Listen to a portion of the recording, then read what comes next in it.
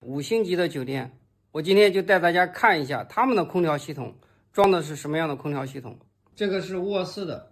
它是为了美观做了一个整体的一个条状的，但是中间它的风管只有一段这个边上应该还有一个新风。这个是卧室的出风口，它把回风口做在哪了呢？它把回风口做在这个小的储藏间里边了它在这边做了一个回风带检修的，做的比较宽，人呢可以直接上去进行去检修。机组呢就是靠后面一点安装，这样的话的那个卧室的噪音呢就会小一点。它这个卫生间呢是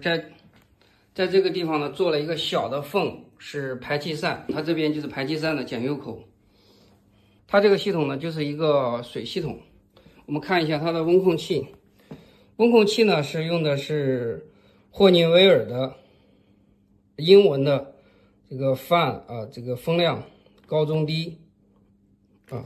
下面呢是这个模式 model cool 制冷模式，这个是房间里边的温度，这个是设定的一个温度，这个是它的一个会客厅的一个出风口，大家可以看一下，这个位置就是它的一个出风口的一个位置，也是做了一个风机盘管。大家也可以听到风机盘管它是有一定的声音的，我自己听下来大概它的这个噪音值在40分贝左右，因为现在是开的这个小档的，所以说噪音呢也不是很大。它把回风口的呢设在这里边了，这样的话就是美观一些。总体来看呢，这个空调系统呢它也就是一个很普通的风机盘管的水系统。5星级的新风的换气标准是50个立方米每小时每人它这个应该每个房间做的都有新风。如果说你家里边装的也是这个水系统的中央空调，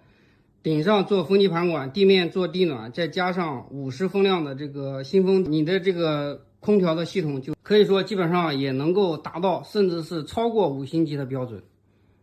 如果说你做的是3横5横系统，那就是超5星的标准。